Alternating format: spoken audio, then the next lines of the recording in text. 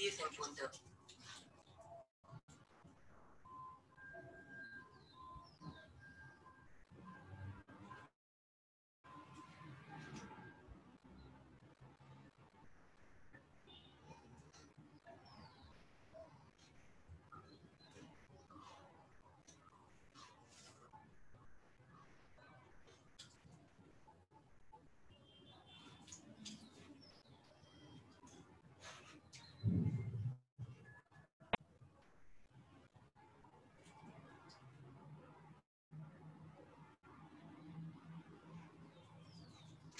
Ok, buenos días. ¿Me escuchan, chicos?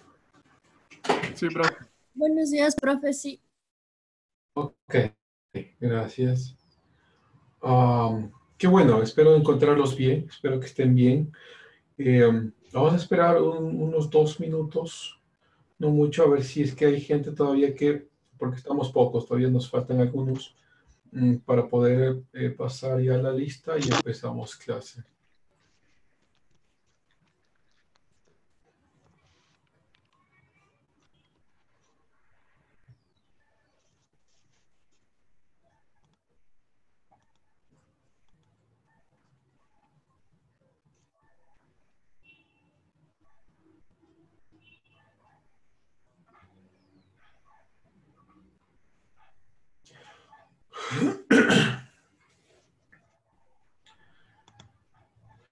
Ok, espero encontrarlos bien, espero que estén muy bien.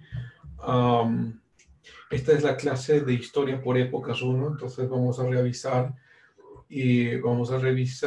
la historia antigua.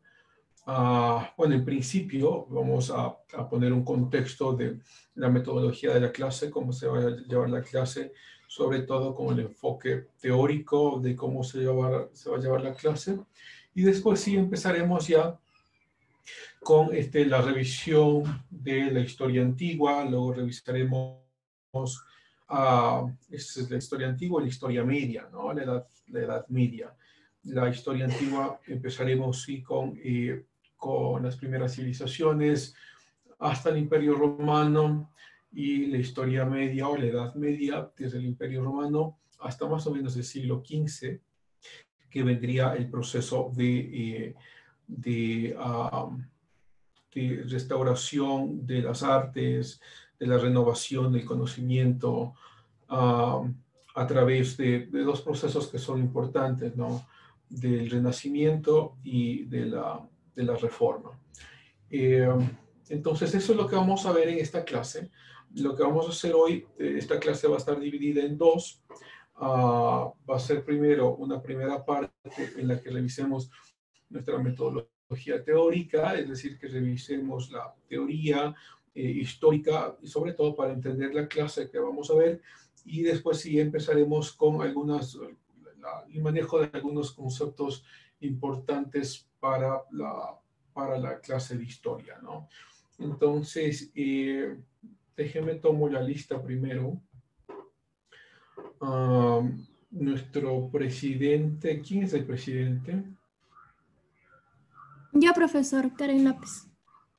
Ok, Karen. Entonces, mira, lo que vamos a hacer, Karen, es que si es que no hay algún alumno que esté en la lista, lo vas a anotar y durante la semana vamos a ver si nos podemos comunicar con él, a ver qué está pasando, porque pasarán ya las semanas y después nos complicamos con las asistencias. ¿Ok? Ok, entonces, vamos a ver, bueno, pongo esto al revés. Ya, Nadia Aguilar. Presente. ¿Puedes activar tu cámara, por favor, Nadia? Sí.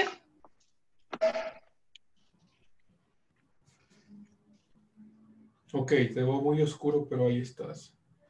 Gracias, Nadia. Jessica Aguinda.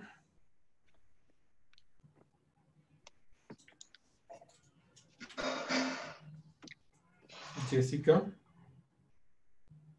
Jessica está recién entrando. La veo acá en la sala de espera. Esperemos que entre. Bueno, ya esperaremos que entre. Jennifer Avilés.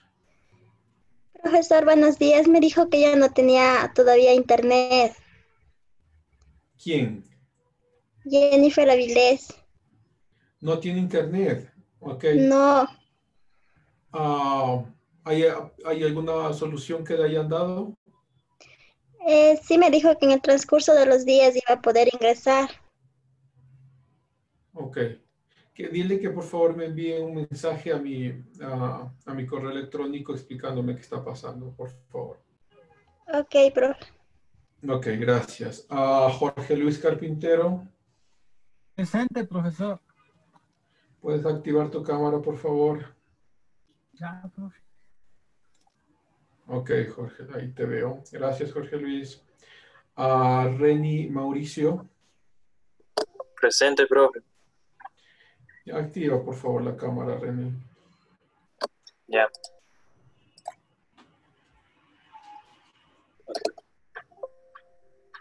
Ok, ahí estamos. Muy bien, Reni, muchas gracias.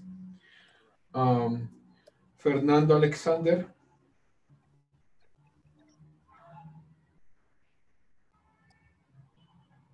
Fernando.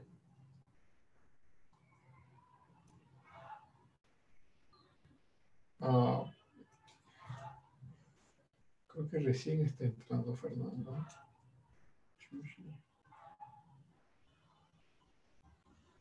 Néstor Sebastián Cuji. Presente, profe. ¿Dónde estás, Néstor? Presente. ¿Dónde estás? Que te veo afuera. No, estoy en mi casa mismo. Ok, pero si tienes internet, todo está bien. Sí, profe. Ok, Néstor, gracias. Lisbeth Noeli. Hola, Lisbeth. Gracias, Lisbeth. Mercedes Marisol. Presente, profe. Pues aquí, ahí estás. ¿Qué tal, Marisol? Mercedes, a los años. ¿Cómo has pasado? Bien, profe. ¿Y usted? Espero que se encuentre bien.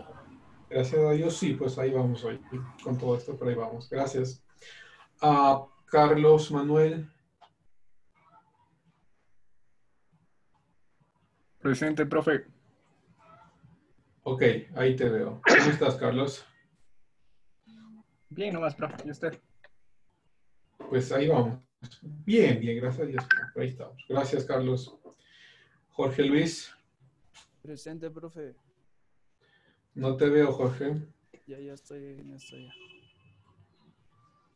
¿Sí me Ok, ve, ahí te profe? veo. Parece que estás en un internet café, man. No, profe, en la casa no. Ok, bienvenido, Jorge Luis, gracias. Ya, profe. Miriam Elizabeth.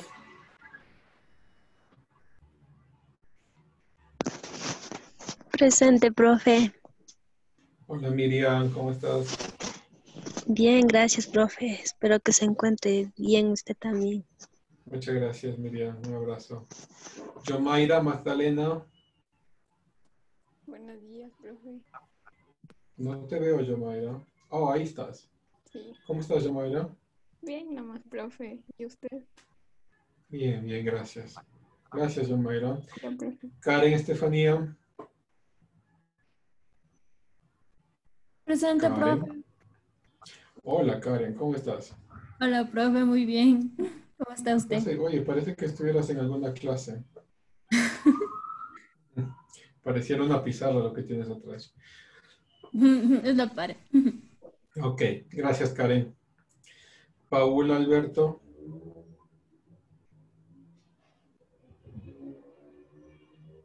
Paul.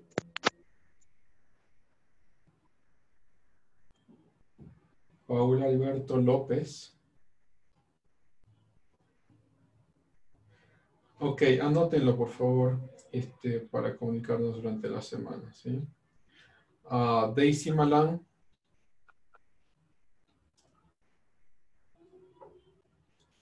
Daisy.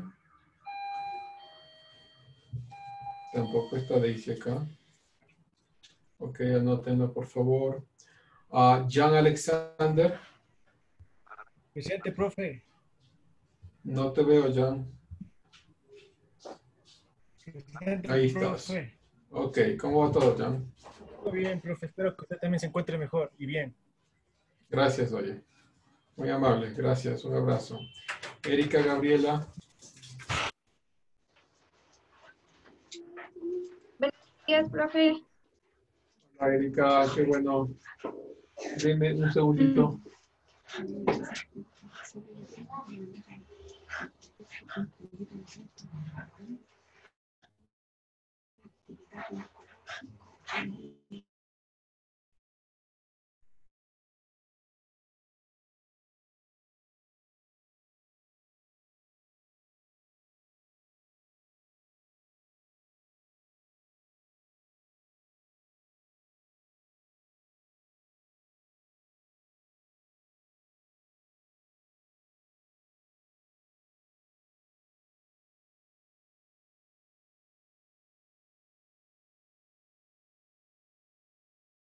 Jorge Obregón.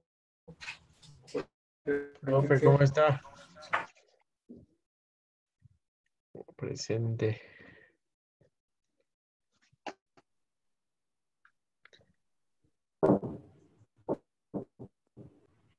No te veo, oye. ¿Estás en cámara? ¿Dónde? Hola. Ok.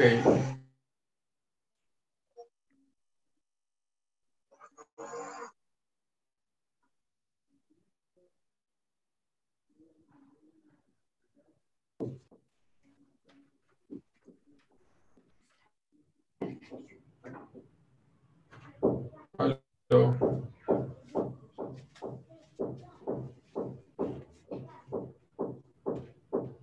Ok. Seguimos.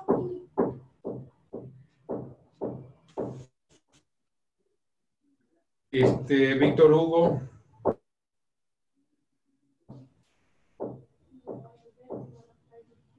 Víctor Hugo no está. Anótenle, por favor. Raúl Fernando Paltán. Presente, profe. Hola, Raúl, ¿cómo estás? Bien, profe, aquí acostumbrándonos a esto. Yo me acostumbro mejor a clases presenciales. Así es, yo también. Pero mira, de cierta forma hay una ventaja ahí porque no perdemos tanto tiempo movilizándonos. Entonces solo se despiertan y ya vienen a clase. Igual hay deberes, profe. Sí, sí, sí. Ya vienen los míos. Ok,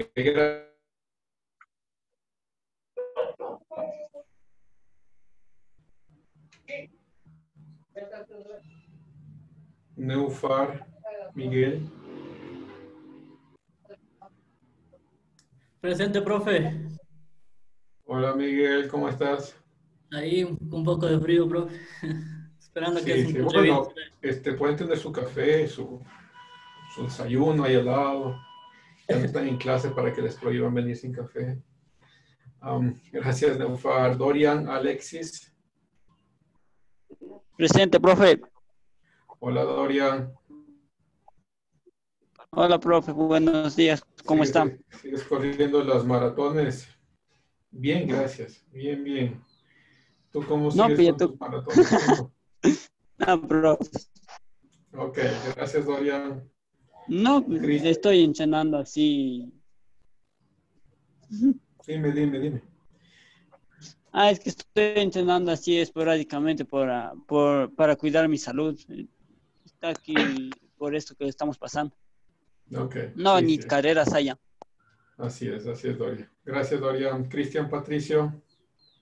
Ya, profe. Buen día, profe, ¿cómo le va? Hola, Cristian, ¿cómo estás? Aquí en casita nomás, ya tratando de acostumbrarme a esta nueva modalidad de clase.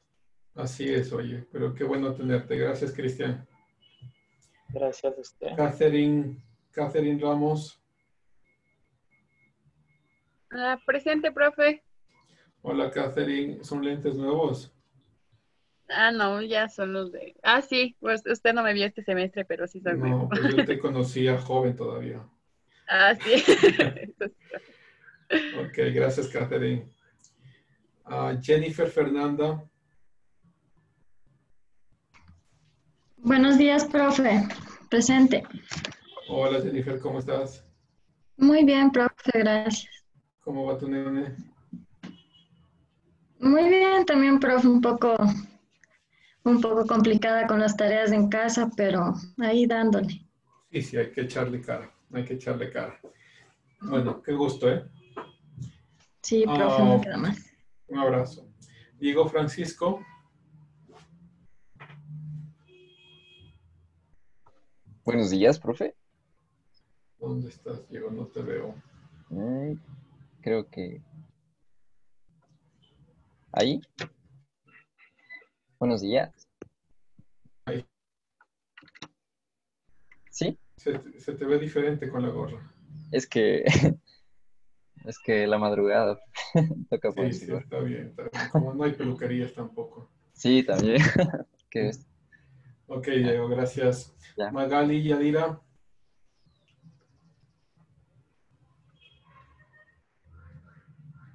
Magali.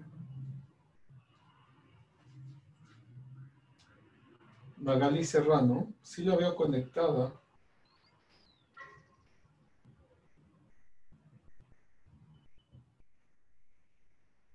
Ok, y Magali, si es que sí nos puedes escuchar, mándanos un mensaje para saber que estás ahí. Sí te veo conectada, pero confírmanos con un mensaje, por favor.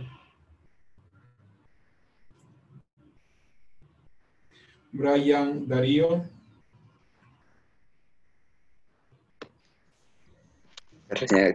Profe, buenos días, esperándole que de la manera más comedida se encuentre muy bien y presente otra vez. Gracias, Brian. Se te ve bien. ¿Cómo va todo, Brian? Ahorita ando un poquito preocupado, profe, es que a mi mami, mi hermana se la acaba de llevar al médico porque amaneció un poquito delicada de salud. Amaneció con un poco de fiebre y dolor de la garganta. ¿Y tiene tos? La verdad es que apareció con un poquito de tos, pero en los anteriores días estaba, o sea, perdió tanto el olfato como el gusto. O sea, sí, he estado un poquito preocupado por la salud de mi madre en estos días. Ok, avísanos, Brian, ¿no? A Sí, ver si profe, podemos hacer algo. trataré aunque sea de mantenerle un poquito comunicado. Pero bueno. Pero igual, mándanos un mensaje si necesitas algo.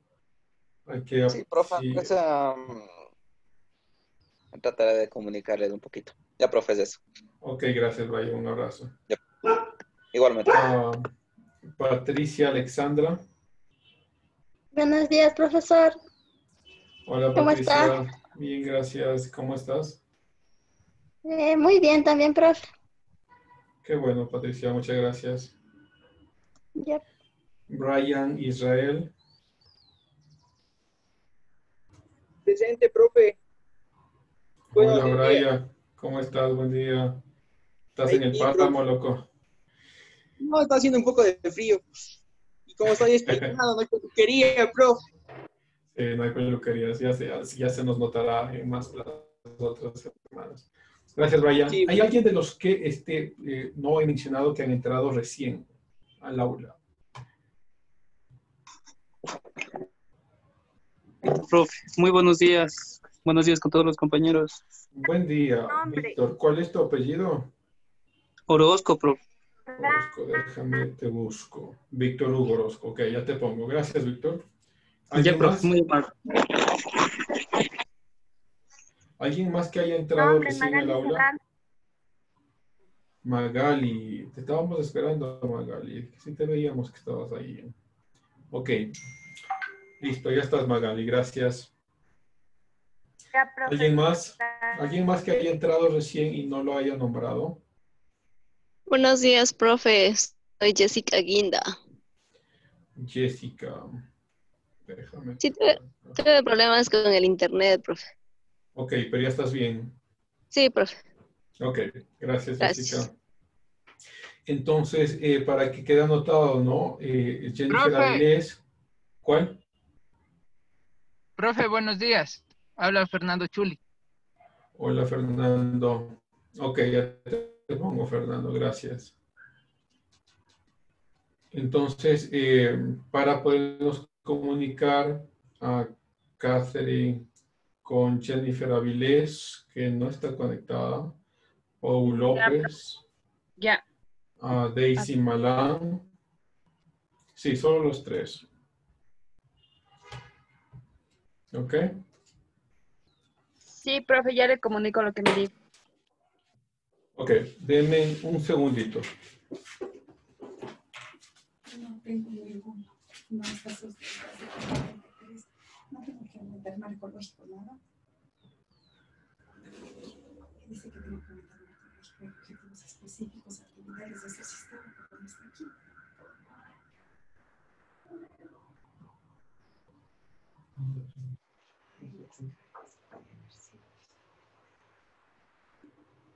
no es desde aquí.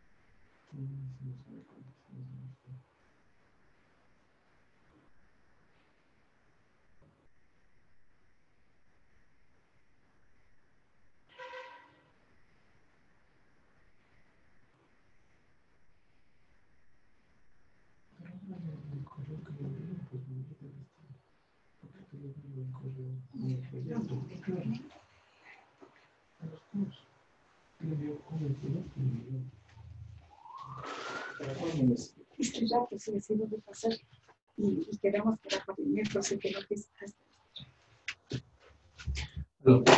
Ok, perdón chicos, empecemos entonces con nuestra clase. Les contaba, por cierto, si alguien quiere entonces intervenir durante la clase, puede alzar la mano, cualquier comentario o pregunta que tengan, ¿sí? Nuestra primera parte de la clase, quiero mostrarles que vamos a tener, déjenme, voy a compartirlo acá, la tarea para esta semana, ¿no? Entonces, voy a entrar a su aula virtual.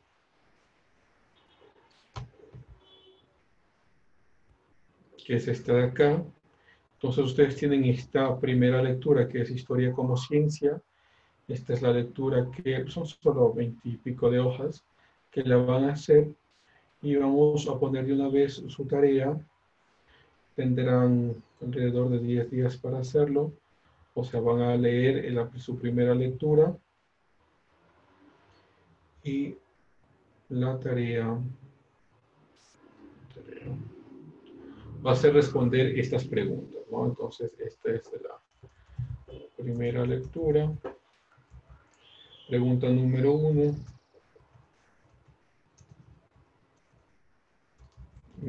¿Qué es historia? Pregunta número 2.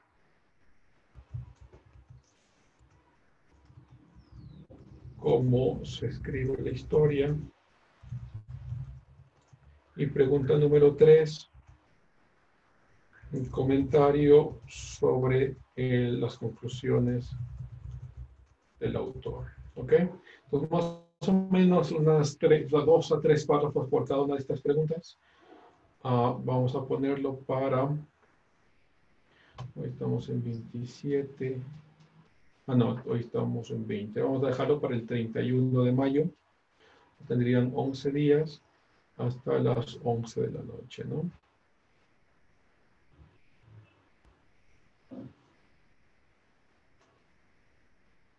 Ok, entonces aquí está ya su primera tarea. Tienen 10 días para hacerlo con respecto a la lectura, ¿no? Entonces, para que puedan hacerlo. Vamos a empezar. Esta primera clase, esta primera parte es sobre nuestra concepción de la historia y cómo se va a llevar la clase. Profe, Sí, Jorge. Jan Méndez dice que si le puede añadir a la reunión, por favor. Se ha leído el internet. Sí, ya le añadí. Ya entró. Ya, profe, gracias. Gracias, Jorge. Ya. Entonces, esta primera parte de la clase, como les decía, es un intento de entender la historia a través de unos conceptos básicos que vamos a manejar, ¿no? Primero, saben que la historia se construye a través de evidencias. Estas evidencias pueden ser consideradas como a través de escritos, evidencias antropológicas, evidencias también, documentos, periódicos, incluso juicios. Pero esta primera diferenciación entre lo que es historia y lo que es leyenda, ¿no? Las leyendas se construyen oralmente y se construyen en el tiempo y son lo que nosotros normalmente consideramos como esta tradición oral, ¿no? Esta tradición oral que pasa en el tiempo, pero que tiene una problemática evidente. Y esta problemática es que en el tiempo las personas, las generaciones y las culturas tienden a exagerar ciertos eventos con relación a ciertos elementos psicológicos que nosotros apreciamos y a minimizar o eliminar elementos en los que nosotros no nos sentimos cómodos o la civilización y las culturas no se sienten cómodas, ¿no? Entonces, estas leyendas se las conoce como estas transmisiones orales de la historia, que no necesariamente son verdad. De hecho, muchas de ellas tienden a ser mentiras, pero que se mantienen todavía en las culturas y en las civilizaciones como parte de nuestra tradición de la civilización, ¿no? Entonces, si uno lo interpreta un poco, se consideraría como cuando uno tiene historias, por ejemplo, de sus abuelos, ¿no? Como los abuelos eran. Y si uno psicológicamente aprecia, por ejemplo, el machismo, pongámoslo así, el patriarcado, diríamos, claro, contaríamos la historia de nuestros abuelos como una historia en la cual se lo respetaba mucho, tenía mucho respeto, su autoridad se basaba sobre todo a otra autoridad de la familia, y se contaría la historia así. Pero si tenemos otro punto de vista del mismo evento, y vendría, por ejemplo, un historiador ahí nos diría, bueno, en ese tiempo había mucho machismo y este machismo se generaba en el tiempo y se distribuía y se expandía en las civilizaciones. Entonces, es la misma historia, pero o sea, la misma tradición oral, pero enfatizando ciertos elementos psicológicos a los cuales nosotros nos aferramos. Y entonces, cuando uno piensa en este tipo de contexto, es fácil entender, ¿no? Todas estas juegos jocosos que tenemos de niños, ¿no? Que tú tienes una lista ahí grande de personas, pones un mensaje en el uno y a ver cómo sale el mensaje y la última persona, y el mensaje sale distorsionado. Y claro, sale distorsionado a veces involuntariamente por cuestiones de la misma transmisión oral, pero a veces también en el tiempo nosotros tendemos a enfatizar lo que más nos gusta de esas historias y minimizar o incluso eliminar lo que menos nos gusta, ¿no? De esas historias.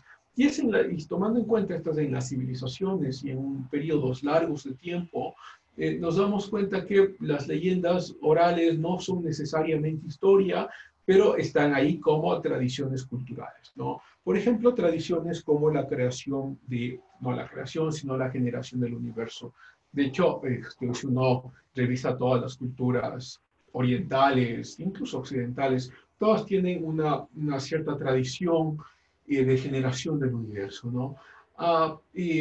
Pero, pero esto es solo una tradición oral, como no hay evidencias históricas y como de hecho la ciencia sigue avanzando y nos da ciertos elementos aún mucho más convincentes, entonces se sigue considerando esas tradiciones culturales como leyendas, ¿no? No son historia, sino son parte de una leyenda, de una tradición oral, ¿no?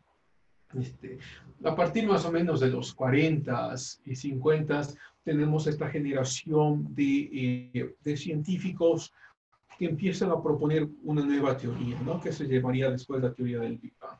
Esta teoría, de hecho, sale, en principio, Einstein, ya que había migrado de Alemania por la persecución del régimen nazi, había migrado de Alemania a Estados Unidos, Einstein ya había, con ciertos cálculos matemáticos, había llegado a la conclusión de que el universo debía tener un origen, pero no se atrevió a publicarlo y después él diría que fue uno de los peores errores que cometió en su vida, porque la tradición científica hasta ese momento pensaba que el universo era eterno y que no había punto de creación.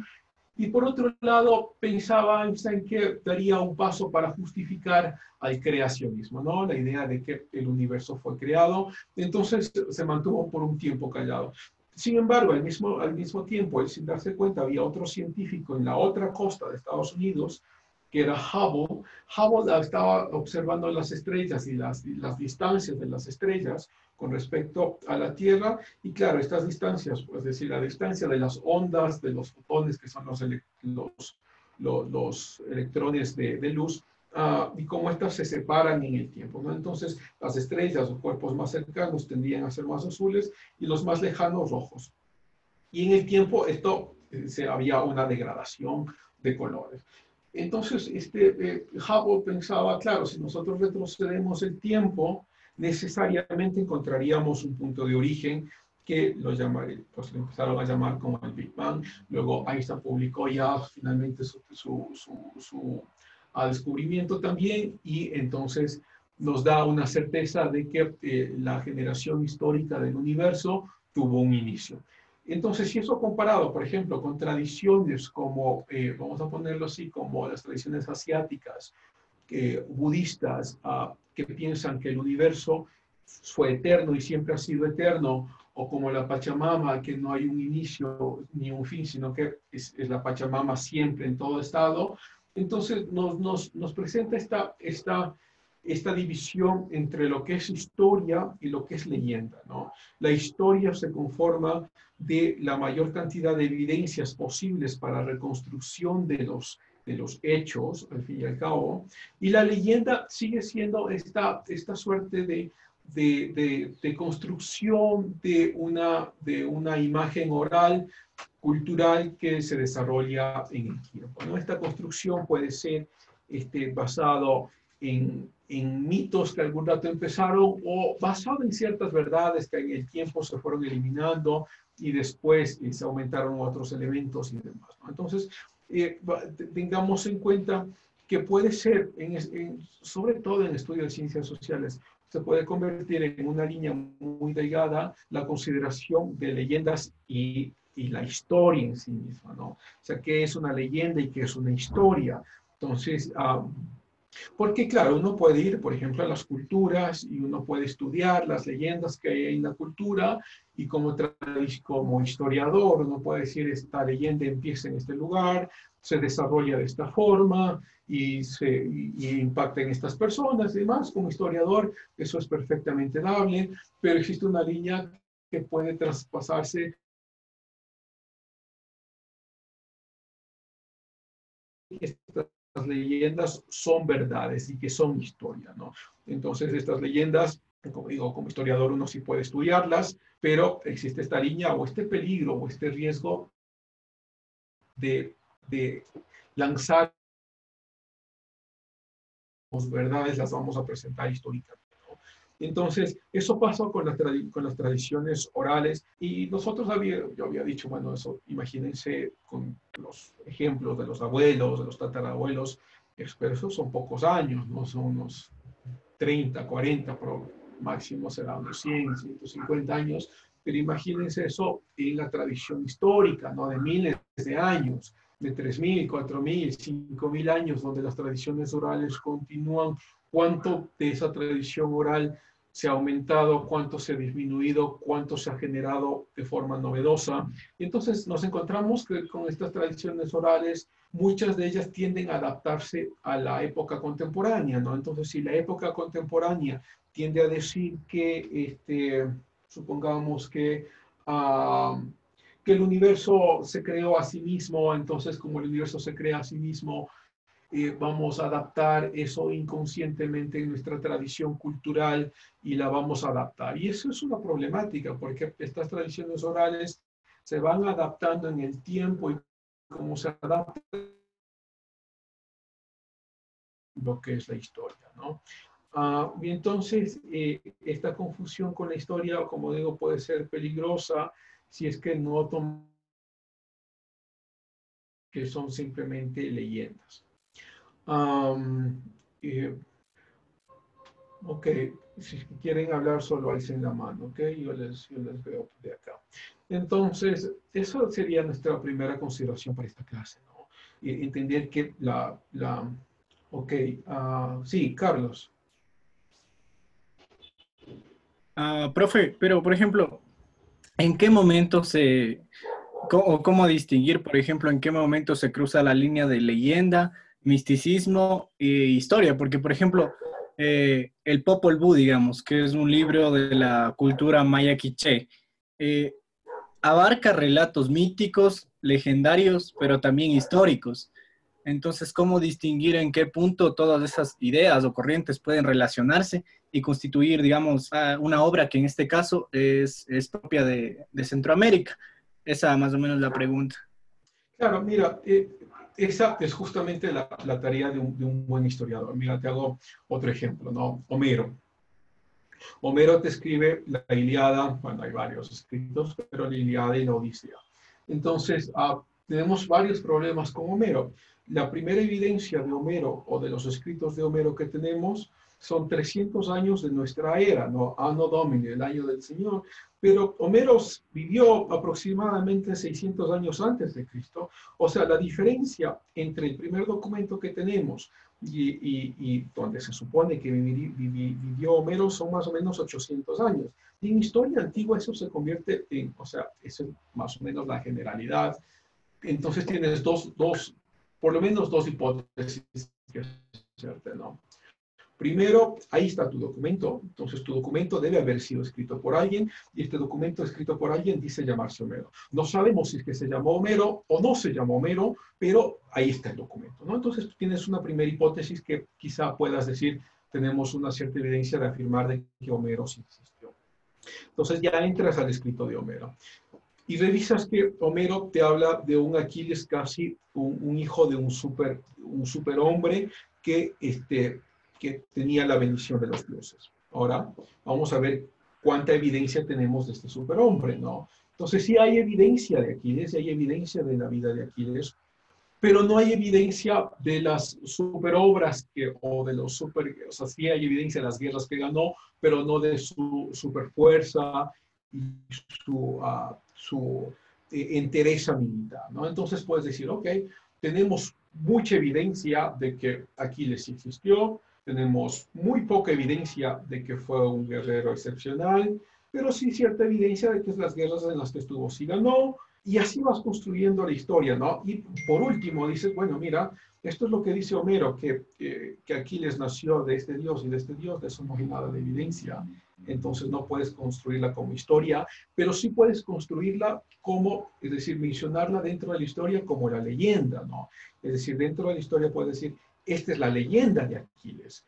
que es perfectamente aceptable, ¿no? Es decir, esta es la leyenda de Aquiles, pero entonces ahí tenemos ese riesgo o ese peligro de presentar primero la leyenda como algo histórico, es decir, como una leyenda histórica que es perfectamente aceptable, y este peligro de presentar la leyenda como algo real, ¿no? Entonces, por ejemplo, el calendario maya, ¿no? El calendario maya tiene un inicio y un fin, pero este inicio y un fin son circulares. Entonces se convertiría en un tiempo casi espiral. Y uno tiene que pensar, ok, tú puedes entender el calendario maya históricamente, es decir, hubo un intento de entender el tiempo desde esta percepción casi espiral del tiempo y lo analizas históricamente, pero ahí existe esta línea del mito, ¿no? Creer que el mito es real, es decir, que es espiral y que nos vamos reencarnando cada cierto tiempo, de lo que no tenemos nada de evidencia. No sé si me explico. Sí, creo que, por ejemplo, profe, también en el caso nacional, el caso de Abdón Calderón sería un claro ejemplo, ¿verdad? Sí, ese es un claro ejemplo. Por ejemplo, Abdón Calderón, sí se tiene evidencia de que existió, se tiene evidencia de que pues, fue parte de las batallas, pero no hay nada de evidencia de su patriotismo alzando la bandera hasta con los dientes, ¿no? O sea, esa es la leyenda que tú, o sea, digo, perfectiblemente tú la puedes contar como historia de la leyenda, pero ser muy cuidadoso de no traspasar esa línea y presentar la leyenda como fuera algo histórico, ¿no? Mira, otro ejemplo también interesante ahí es Sócrates, ¿no? De la vida de Sócrates, pues no hay, las evidencias que tenemos son pocas, ¿no? Porque Sócrates aparece como el principal personaje de los escritos de Platón. Siempre aparece Sócrates en todos los escritos de Platón. Y dices, bueno, hay una hipótesis ahí, o Sócrates vivió o simplemente fue imaginación de Platón. Pero bueno, entonces encuentras otras evidencias y encuentras que Aristóteles también habla de Sócrates, encuentras que otros pensadores griegos también hablan de Sócrates, entonces dices, bueno, ya no es solo una evidencia, ya tenemos varias evidencias independientes y esto es interesante también, porque a veces muchas de estas evidencias no comparten puntos similares. Aristóteles al final de su vida no estaba muy en contra de lo que Platón había enseñado y entonces se convierte en una fuente factible de pensar, oh, pero Aristóteles también hablaba de Platón, y entonces es muy probable de que Sócrates sí existió, aunque no tengamos ningún escrito que él haya dejado, no tengamos ninguna fuente de su tiempo que sí hablan de un pesar de que sí existió Sócrates. No sé si me explico. Entonces, mira, ahí uno tiene como esta... de Homero también había que mencionarlo, ¿no? Hay algunas de las batallas que Homero menciona en la Odisea y en la Ilíada que no tenemos evidencias. Y entonces, como historiadores, te quedas en la posición de contar simplemente el cuento como la leyenda, es decir, esto es lo que dice Homero, pero ya eso es todo, no sabemos nada más, ¿no? Eso es lo que cuenta Homero. Puede ser que haya cierto, puede ser que sea cierto, puede ser que no, pero no hay evidencia, entonces queda como leyenda. ¿Sí? Gracias, Carlos. Entonces, esta primera, alguien más es que quiere solo hacer la mano, ¿no? Yo lo veo acá y conversamos. Entonces, esta primera intención de entender la historia de esa forma, ¿no? Voy a dar otro ejemplo, ¿no?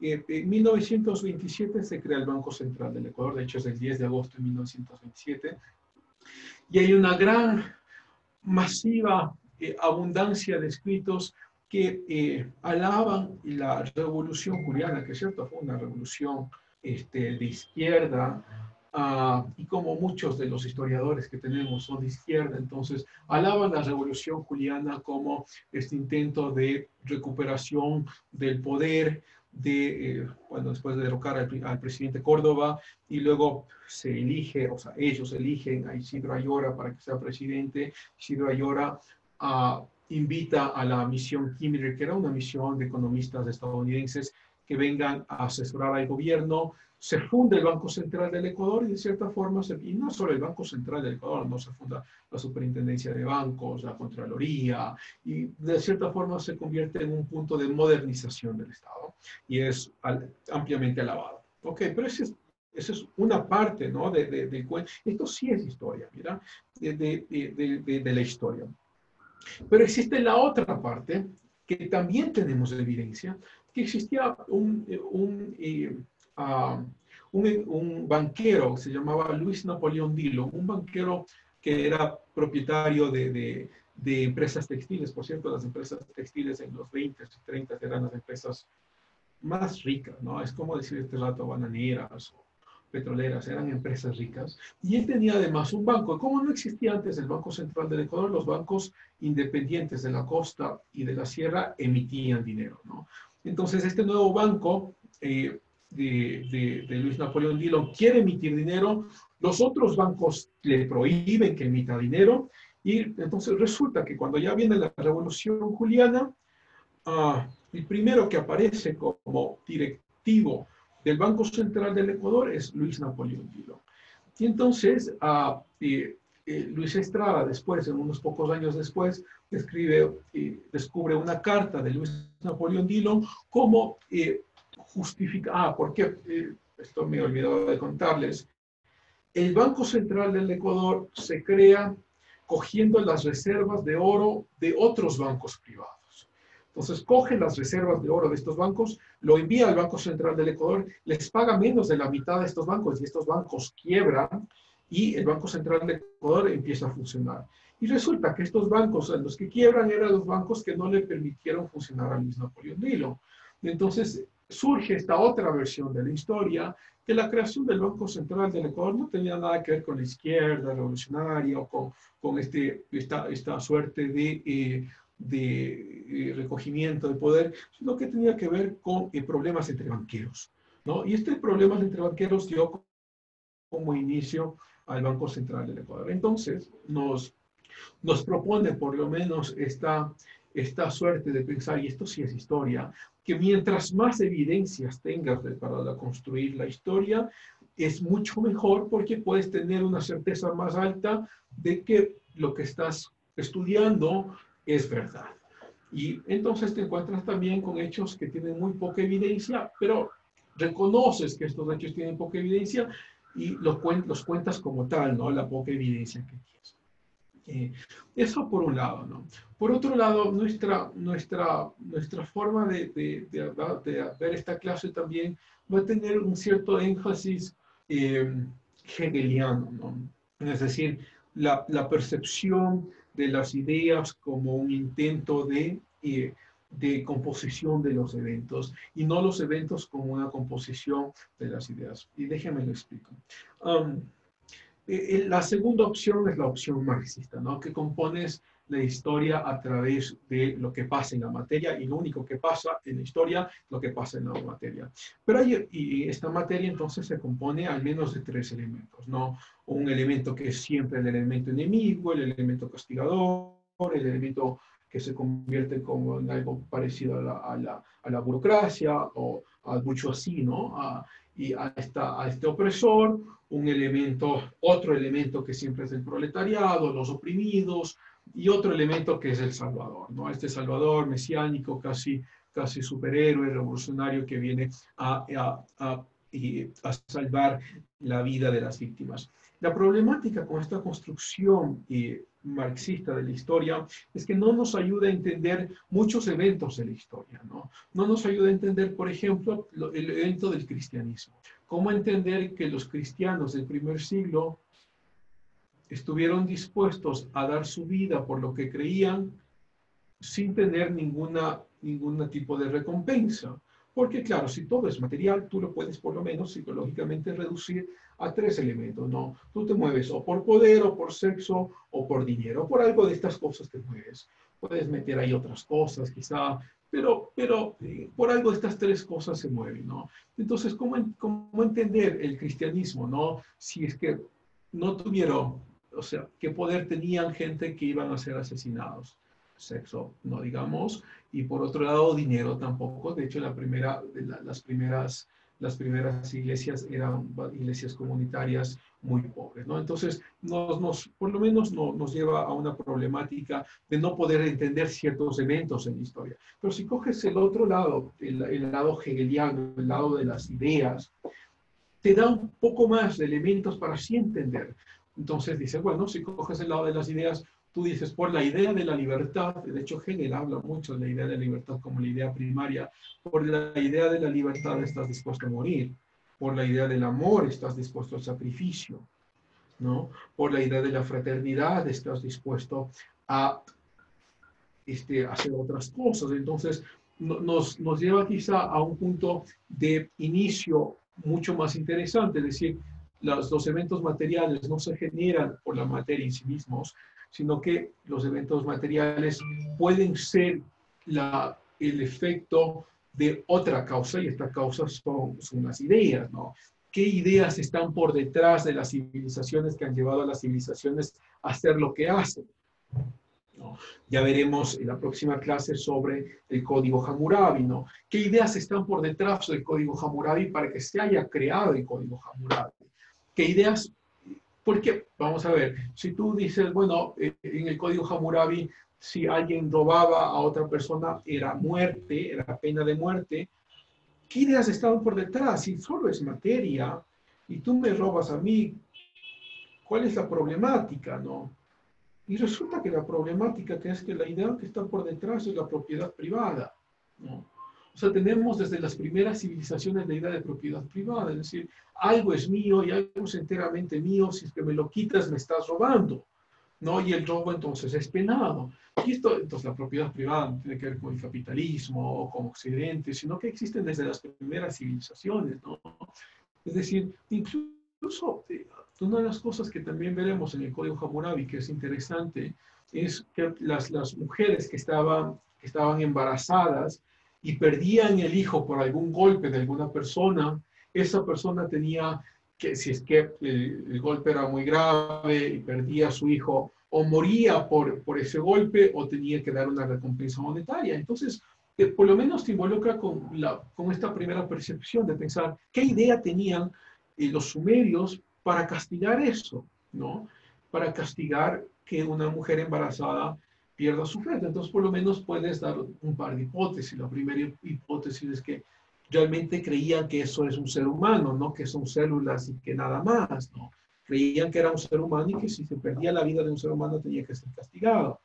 Por otro lado, uno puede pensar, todavía sigue siendo la idea de propiedad privada. Algo que yo tengo acá dentro mío, que es mío y quiero tenerlo, nadie tiene la opción de quitármelo, y si tú me lo quitas, tiene que estar penado porque esto es mío, ¿no? Entonces, nos involucra por lo menos con o nos enfrenta a la posibilidad de entender los hechos históricos de mejor manera, ¿no? Como decía, en el evento marxista, o por lo menos en la contextualización marxista de la historia, hay muchas cosas de la historia que no las podemos entender, ¿no? O sea, no podemos entender el cristianismo, ¿no? No podríamos entender tampoco la visión de la Revolución Francesa, ¿no? Que es la libertad de la Revolución Americana, ¿no? Están dispuestos a morir por una idea que es la libertad. Y esto también nos lleva quizá a otra problemática, ¿no? Porque definir qué es libertad, y eso no lo haremos en esta clase, si ustedes siguen vivos y yo también, y Dios permite. Hay otra clase que tomaremos, que es de política y geopolítica, que ahí sí discutimos estas cosas, ¿no? ¿Qué significa libertad? ¿Qué es libertad? Y al fin y al cabo, pensarlo de esa forma, ¿no? ¿Y por qué la libertad debe estar encima de otras ideas, ¿no? ¿De dónde viene la idea? Esto también es de lo más interesante, ¿no?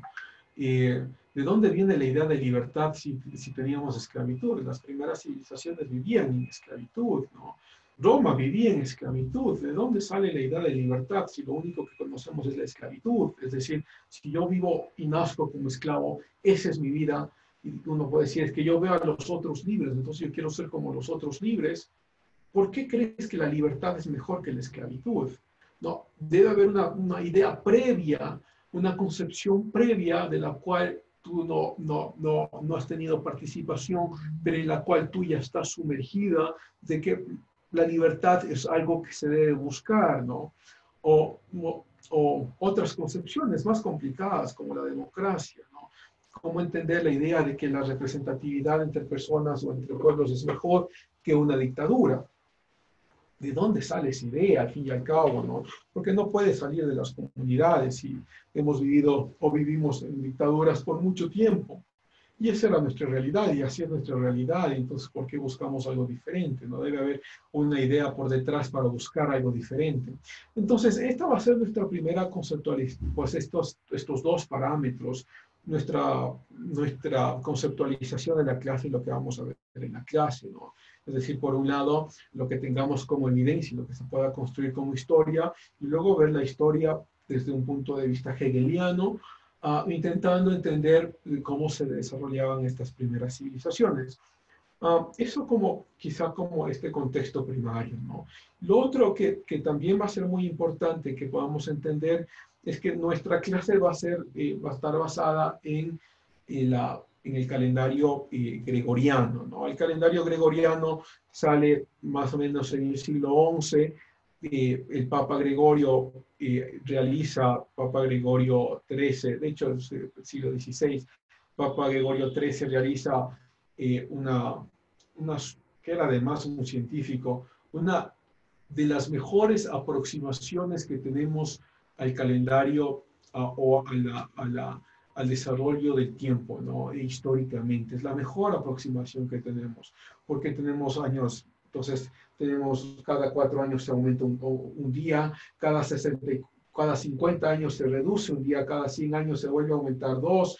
Es toda una locura el calendario gregoriano y cómo llegaron a esas conclusiones para mantener en concordancia el movimiento de la Tierra con los cambios climáticos, ¿no? Eso es impresionante lo que hizo el Papa Gregorio ahí. Entonces, nos vamos a mantener con el calendario gregoriano. Antes del calendario gregoriano, obviamente, existía el calendario juliano, que se había creado en Roma, pero que tiene algunos problemas, igual que el calendario maya o cualquiera de los calendarios que teníamos en América. Son unas aproximaciones bastante buenas, pero no tan exactas como el calendario gregoriano, ¿no? Otra de las interesantes concepciones de este calendario es que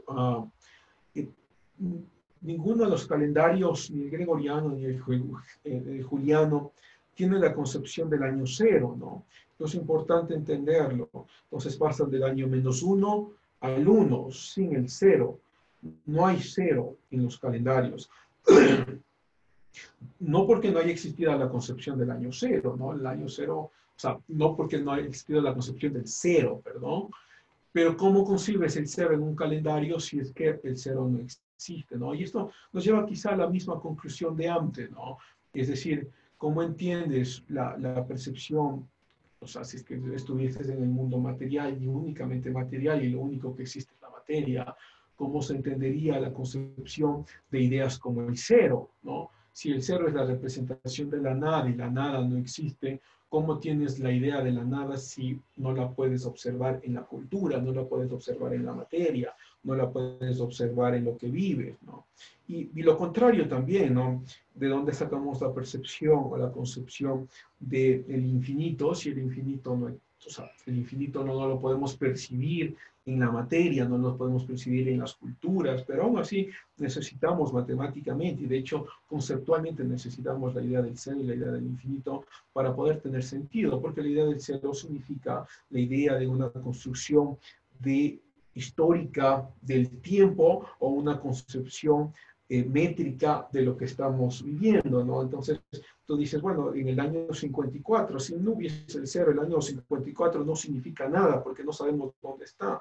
Entonces necesitamos la idea de la no existencia para poder tener sentido de existencia. Esto es demasiado profundo, creo yo, porque nos involucra a pensar de que necesitamos un espacio metafísico para tener sentido del espacio físico. Si no tenemos un espacio metafísico, no tenemos un espacio físico, porque el espacio físico no tendría sentido. Y si el cero, si no utilizáramos el cero, difícilmente, o sea, sería una imposibilidad tener una representación física del tiempo, una representación de los años, una representación métrica, una representación de cuánto viven ustedes, de todo, ¿no? Entonces, es una idea aún mucho más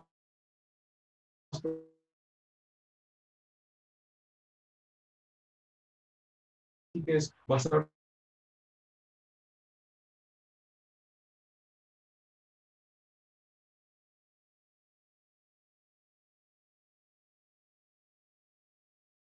es buena, ¿ok? ¿De dónde sacas que la revolución es buena? Dices que la libertad es buena, es malo que nos opriman. Ok, espérate. ¿De dónde sacas que la opresión es mala?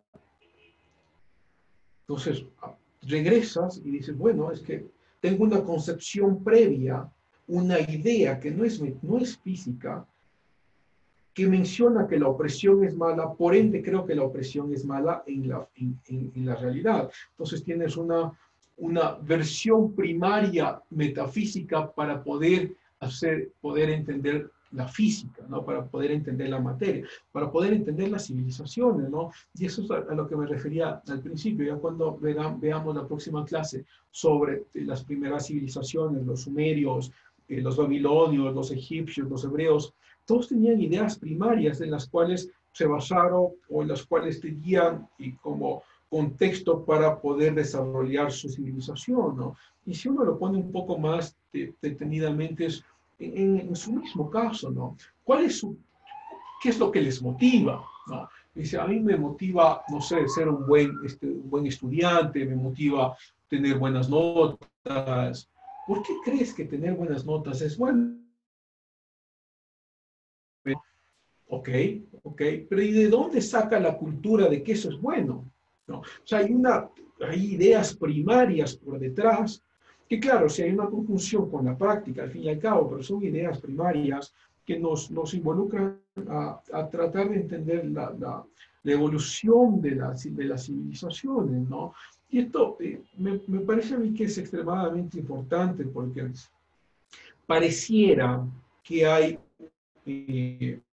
en historia hay una escuela y la única escuela que se enseña es la escuela marxista y es la única con la cual se puede hacer historia. Y resulta que esta escuela marxista tiene demasiados problemas conceptuales como para poderla tomar en serio, aunque muchos historiadores se involucran en ellas sin realmente una criticidad alta, ¿no? Entonces, me parece a mí que tenemos que tener cierto cuidado con eso, ¿no? Y no es la única escuela que tenemos. Yo les había mencionado, creo que en el Teams, el Stahlzeit, que es una escuela alemana que menciona la historia como la generación de ideas, pero hay una diferencia con la escuela hegeliana, ¿no? El Stahlzeit menciona la generación de ideas, pero sin un espacio ontológico inamovible. Es decir, ciertas veces creemos que la libertad es buena, otras veces creemos que la libertad es mala, otras veces creemos que matar está bien, otras veces creemos que matar está mal, y así se mueven las civilizaciones por esta historia, con estas ideas, pero las ideas son movibles, ¿no? Y Kant, Hegel, pero sobre todo Kant, pensarían que esto no es tanto así, sino que siempre que las ideas son inamovibles de lo que es bien y que está mal, pero que las civilizaciones tienen problemas en encontrarlas porque están muy involucrados en su materia, en lo que están haciendo en la civilización, ¿no? Entonces, en el tiempo, Hegel diría, las civilizaciones se han dado cuenta que la idea de mayor poder y de mayor relevancia es la idea de libertad.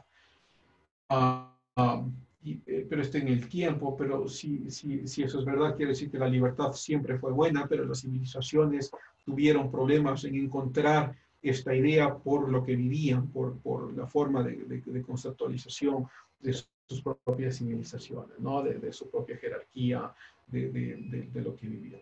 Entonces, esto es, vamos a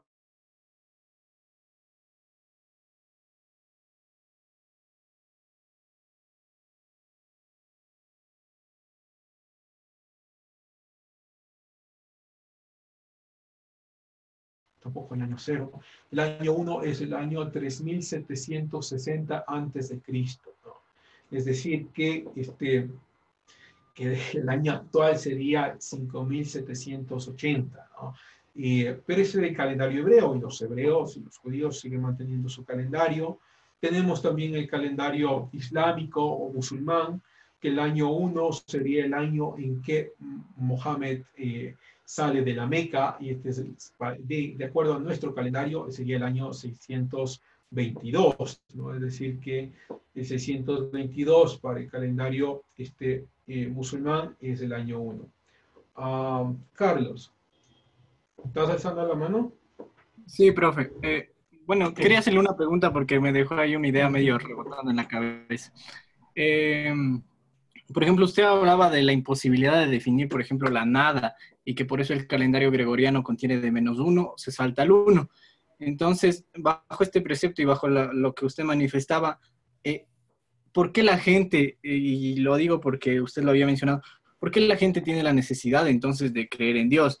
Porque estamos entrando en un debate moral. Entonces, al entrar en un debate de moralidad, Nietzsche elimina la figura de Dios, y como usted mismo manifestaba, luego intentaría explicar más allá del bien y el mal, porque no, si eliminas la figura de Dios no puedes entender el bien y no puedes entender el mal.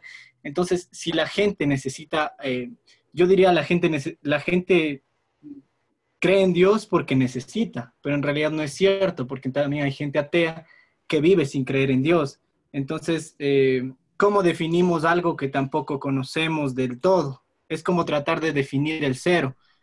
Porque al definir la existencia de Dios también estamos definiendo la existencia de nuestro mundo, y simplemente para darle sentido a la existencia nuestra, es decir, Dios se convierte en el punto cero que usted mismo manifiesta que no se puede entender o no se puede definir en el calendario. ¿Cómo llegar a definir algo que por otra parte en la realidad tampoco es definible? Dios sería el equivalente al cero. Mira, uy, Carlos, ahí hay muchísimo. Vamos a ver si puedo explicarlo, ¿no? Vamos a ver. Lo primero es que yo había dicho, necesitas el cero para poder entender el resto de cosas, ¿no? Y si lo quieres poner en el aspecto de Dios, también uno diría, uno necesita el ámbito metafísico, es decir, la existencia de Dios, para poder entender el ámbito físico. Lo que quiere decir, tú mencionabas el ámbito moral, ¿no? Vamos a ver, si es que Dios no existe, ¿dónde nos basaríamos la idea de que matar está mal, de que asesinar está mal? Tú dices, no, porque la gente se queda sin su familiar, hay mucho dolor. Sí, pero ¿por qué eso está mal? ¿No? ¿Por qué el dolor está mal? Y aquí hay una problemática mayor. De hecho, Nietzsche lo había dicho varias veces, ¿no? Él no estaba contento con lo que estaba escribiendo. Él pensaba así, que Dios no existía, pero él se convierte casi en un profeta, porque si existe un peligro latente de que no sepamos cómo definir esta moralidad más allá del bien y el mal, y si no la podemos definir, vamos a entrar en este subjetivismo, ¿no? Vamos a entrar en esta forma subjetiva de pensar en la moralidad, ¿no? Entonces, si para ti matar está mal, para otro matar está bien, y ¿quién lo decide? ¿Quién decide? ¿No? Entonces uno puede quizá argumentar un par de ideas ahí y decir, bueno, lo deciden las mayorías. Sí, pero las mayorías son cambiantes, ¿no?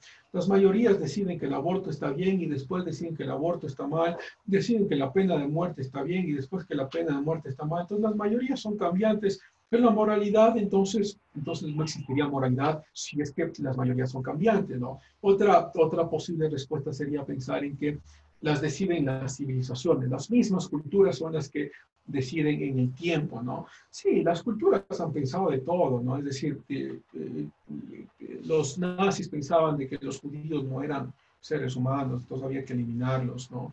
De hecho, mira, en Grecia, y esto es algo que vamos a ver en nuestra clase, en Grecia los niños no tenían valor, ¿no? Entonces eran desechados ampliamente, ¿no? Eran asesinados, los mataban, los enviaban con la basura, ¿no?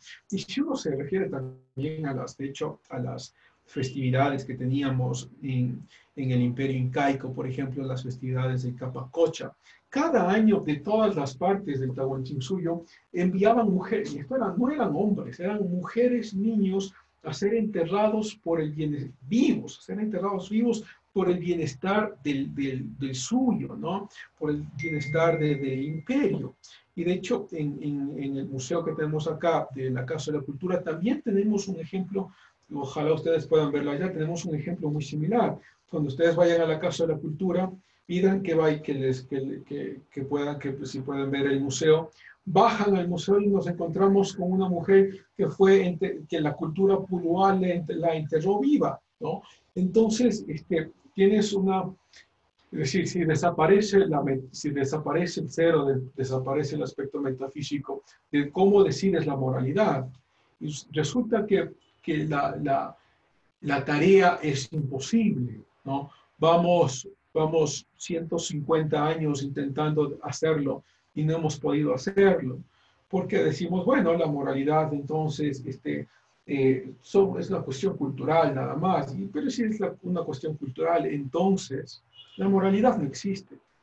Y sería muy hipócrita, si es que creemos así, sería muy hipócrita de nosotros criticar a alguien o a otra cultura si es que creemos que la moralidad es relativa, ¿no? Entonces, si criticamos la Inquisición, caemos en ese mismo problema. Si criticamos la colonia, caemos en ese problema, porque es su cultura y ya, ¿y qué, no? Entonces, mira, ahí existe como esa problemática. ¿Querías decir algo, Carlos? Creo que tenías ahí la mano abierta, ¿no? Ok. Entonces, esa es una problemática, ¿no? Que no fue, por cierto, no fue Nietzsche el único que lo mencionó. Quizá Nietzsche sí fue uno de los primeros, pero Dostoyevsky hace también una fabulosa interpretación del bien y el mal, ¿no? En su libro Crimen y Castigo, el que comete, solo alce la mano el que lo ha leído. ¿Alguien ha leído Crimen y Castigo? Álcenme la mano, ¿ya? Ahí en el chat. Ok, Carlos está ahí. Pero, ¿alguien ha leído Crimen y Castigo de Dostoyevsky? En el chat pueden alzar solo la mano. Ok, gracias muchachos, ustedes son tremendos lectores. Entonces, en Crimen y Castigo hay este personaje principal que mata a una señora, pasa toda la novela tratando de escapar de la justicia y al final escapa de la justicia, pero hay algo de lo que no escapa el personaje, que es de su conciencia. A pesar de que la moralidad de la nación no logra juzgarlo, no escapa de su conciencia. Su conciencia es una representación metafísica de que la moralidad es metafísica, no es cultural, ¿no? Entonces, no sé si respondo ahí más o menos, Carlos, tu pregunta. Sí, profe. Ok, gracias, Carlos. Entonces, les decía, ¿no es cierto?, de los calendarios que tenemos, tenemos evidencia de las primeras civilizaciones espérenme, ¿quién me está hablando? ¿Carlos? No, Raúl.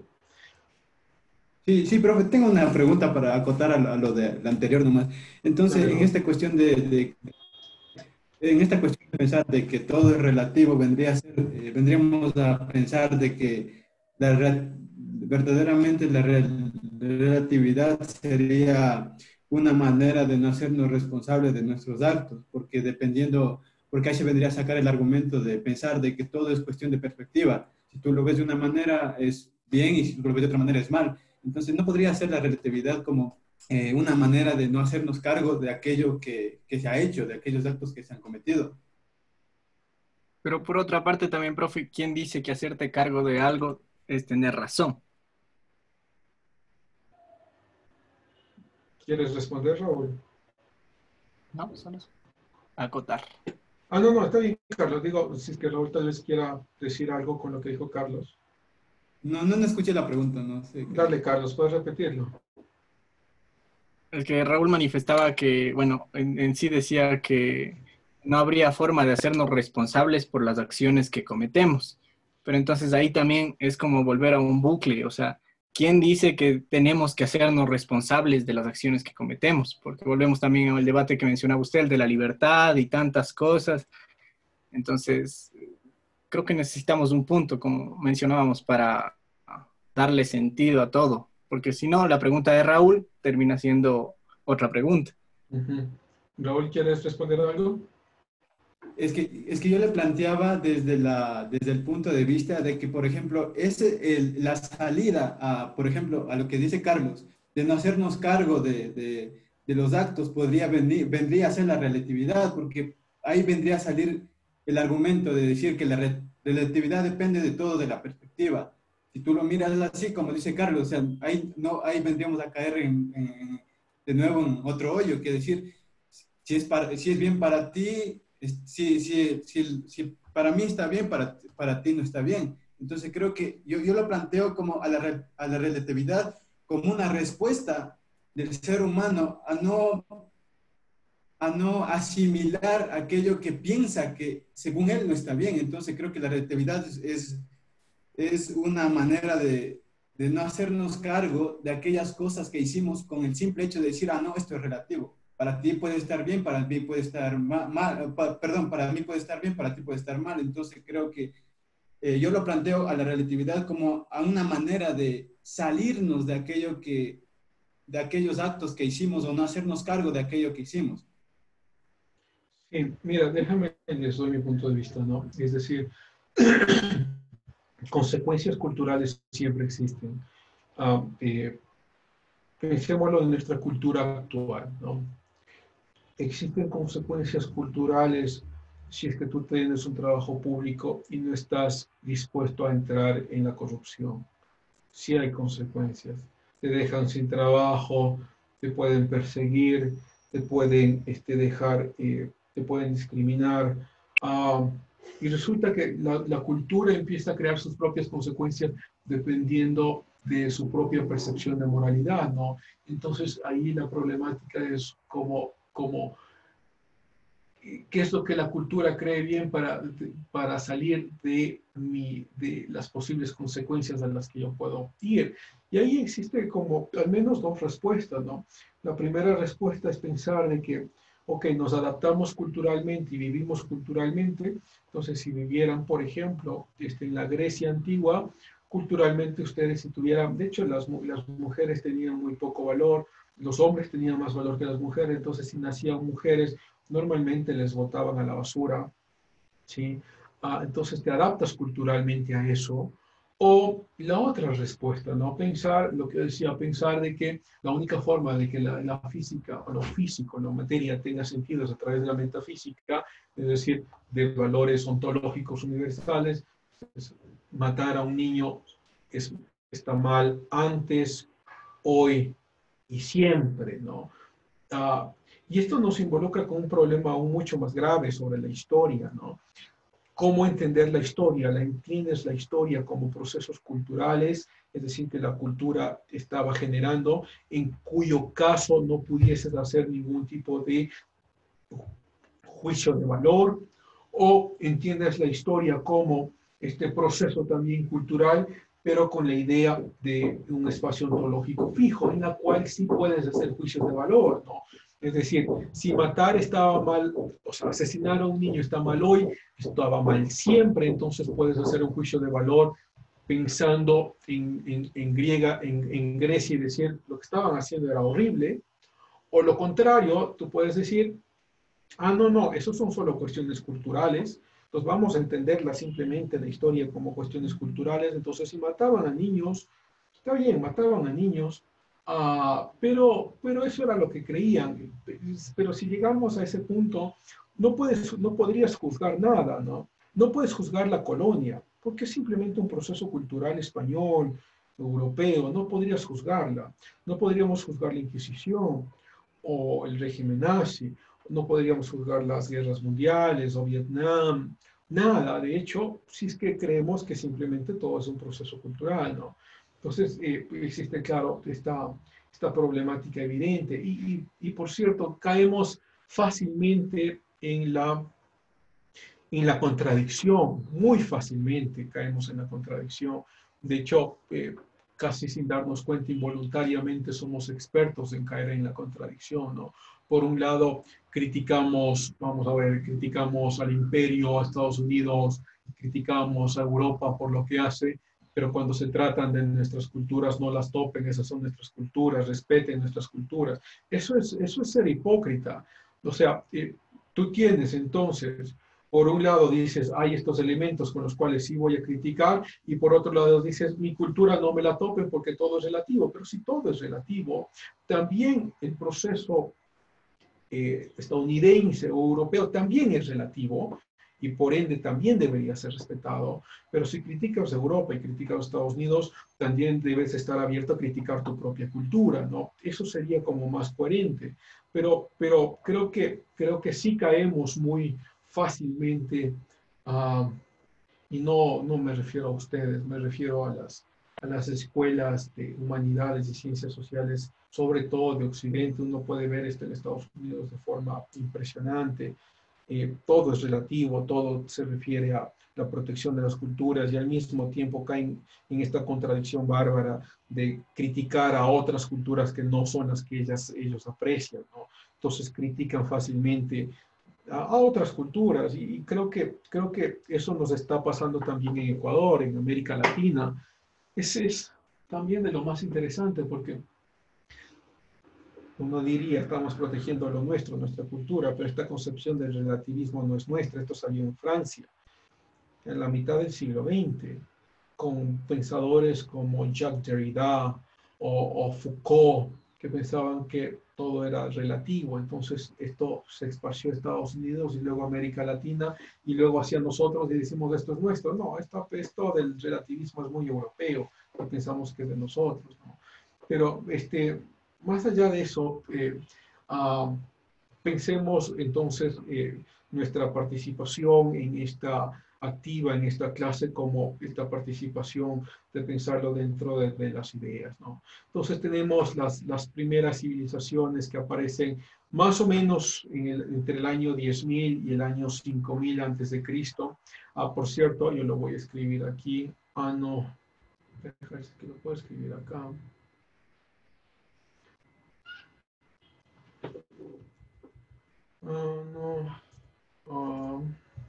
Domini.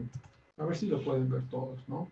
Entonces, cuando uno ve estas señales, AD, Anno Domini, es latín para referirse al año del Señor, ¿no? Entonces, siempre, muchos libros hasta ahora se mantiene esta conceptualización, ¿no? Entonces, si en alguno de los escritos que ustedes vean AD, esa es la conceptualización, ¿no? Anno Domini, que es el año del Señor. Entonces las primeras civilizaciones empiezan a salir más o menos entre el año 10.000 al año 5.000 antes de Cristo. Pero claro, aquí todavía, como no tenemos mucho tiempo, pero sí lo vamos a ver la próxima clase, vamos a tener que hablar de las evidencias que tenemos anteriores al hombre, ¿no? Es decir, vamos a tener que hablar del Homo erectus, el Homo sapiens, el Australopithecus, pero sí lo hablaremos la próxima clase, sino que ya para mencionarlo, como para cerrar esta clase, entonces la próxima clase hablaremos del periodo paleolítico, mesolítico, neolítico, cómo salen de ahí la revolución agrícola y por qué la revolución agrícola es importante para, sobre todo, la generación de los sumerios, y de los sumerios los babilónicos, ¿no? Entonces, en la próxima clase, con seguridad, veremos estas civilizaciones. ¿Tienen algún comentario o alguna pregunta de esta clase? Tenemos 7 minutos. Profe, disculpe que le moleste otra vez. Claro, no te preocupes. Usted decía, profe, que por ejemplo la historia se basa en las evidencias, ¿verdad? Entonces, ¿cómo en base a las evidencias nosotros podemos ir construyendo relatos históricos que estén apegados a la realidad y no irnos por un camino en donde comencemos a distorsionar, se podría decir, la historia? de comenzar a imaginarnos cosas que no son para armar relatos históricos. Mira, creo que el principal punto que debemos tener acá conscientes como centralidad es buscar la verdad. Entonces, en esta suerte de buscar la verdad, buscas las evidencias y mencionas lo que has encontrado y puedes armar una hipótesis de lo que has encontrado. Y nada más. Si es que saltas esa barrera, y esto lo hacemos muy frecuentemente, ¿no? Desde historiadores muy reconocidos, esto tienen que ustedes saberlo, hasta historiadores que empiezan en esta carrera, a veces se lo hace inconscientemente. Tratamos de darle sentido, a veces desde nuestro punto de vista, o darle sentido porque nuestra actividad histórica no hemos encontrado mucha evidencia, entonces no sabemos qué contar ni cómo contarlo y empezamos a armar ciertas ficciones, ¿no? Hay que tener mucho cuidado con eso porque nuestra primera actividad como historiadores es buscar la verdad. ¿Qué es lo que realmente pasó? ¿Qué es lo que realmente ocurrió? ¿Qué es lo que se dijo? ¿Cuál es el contexto? ¿Cuáles son las decisiones que se tomaron? ¿Cuáles son las ideas detrás de estas decisiones, ¿no? Ya vendrá el tiempo. Hay de hecho una escuela histórica que se llama la historia de hoy, en la que se trata de armar historia de procesos contemporáneos. Ya vendrá el tiempo para armar la historia del COVID-19, ¿no? ¿Qué es lo que pasó con el COVID-19? ¿Dónde se generó? ¿Cómo se generó? Hay que ser muy crítico para votar y desechar toda la basura que está por alrededor, ¿no? Todas las teorías conspirativas. Si es que no hay evidencia, hay que desechar todas esas teorías conspirativas, ¿no? Los Illuminati, todo lo que... si no hay evidencia del anticristo, hay que desecharlo. También es una teoría conspirativa, ¿no? O sea, si no hay evidencia de que esto salió de un laboratorio, hay que desecharlo. Pero sí tenemos, de hecho, muchas evidencias en la historia de que las enfermedades se mutan, los virus se mutan, ¿no? Y eso ha pasado siempre. Nosotros nos seguimos desarrollando como seres humanos, nuestros cuerpos se van desarrollando, cambiamos. Igual los virus se van cambiando, ¿no? Como el virus del SIDA estaba en animales, en chimpancés primero, en África, luego se mutó y pasó a seres humanos, ¿no? Y no salió de ningún laboratorio. Entonces, ya habrá el tiempo para construir esta historia, pero con el objetivo central o quizá con la tarea central de contar la verdad, ¿no? De contar los hechos con evidencias reales, no ficticias, ni tampoco armar. Esto es algo que a mí me frustra mucho en las redes sociales y me frustra demasiado que ya no entro. O sea, cada vez que entro hay una nueva historia conspirativa del COVID y esto me frustra porque mucha gente empieza a creer en estas historias conspirativas y generas toda una comunidad de ignorancia, ¿no? Entonces tenemos que ser muy críticos con ello. Ok, tenemos 3 minutos. ¿Alguien que quiere comentar algo del final? Y si no, les doy unas indicaciones finales. Sí, Carlos. Profe, es cierto, la última pregunta. Por ejemplo, al inicio me quedé con la duda. Usted hablaba, por ejemplo, de Einstein y la creencia que él tenía. Entonces, por ejemplo, Einstein creyó por mucho tiempo en el Dios de Spinoza, en el Dios de Baruch. Entonces, se apega mucho al panteísmo. Entonces, en complemento a la pregunta de Raúl, sería, quizá la lógica nos ayuda a poner ese punto de diferencia entre la historia y lo que es mítico.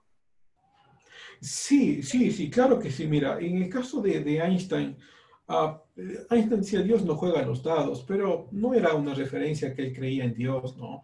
Sino una referencia más a que todo es matemáticamente descubrible, ¿no? Y él, mira, él no se atrevía a publicar sus descubrimientos porque había un consenso cultural de la ciencia de que el universo era eterno. Y este concepto es muy antiguo, ¿no? Desde Aristóteles. Es un concepto que se mantuvo por varios cientos de años.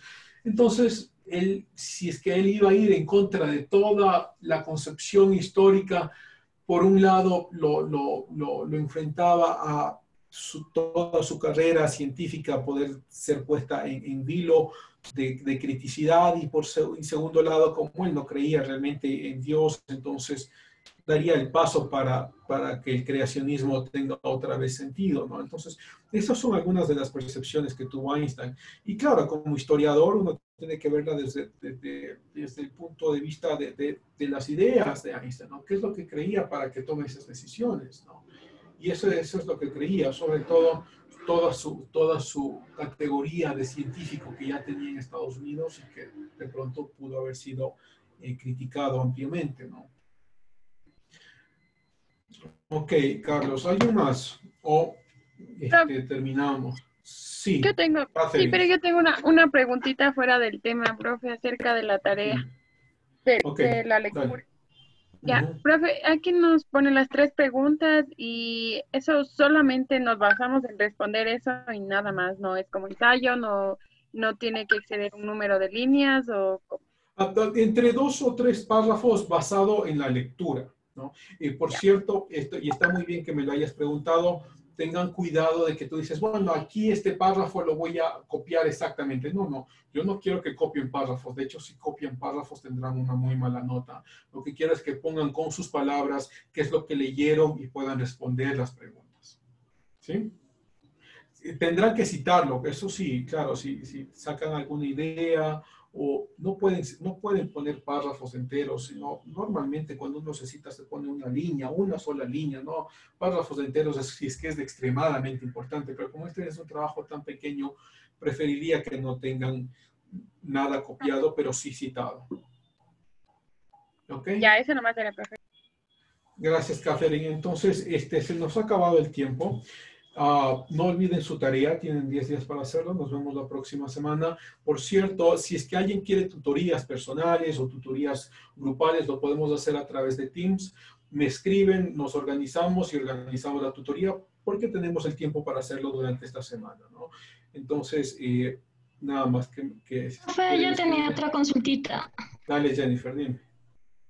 Profe, digamos que en el horario de clases, como si fuera normal, en algunos docentes nos están haciendo conectar en el Moodle, como que estuviéramos en clases o algo así. ¿Con usted tenemos que hacer lo mismo, estar conectados en las horas que tenemos con usted o solamente aquí en Zoom? No, Jennifer, sí podemos hacerlo si es que necesitan de mí.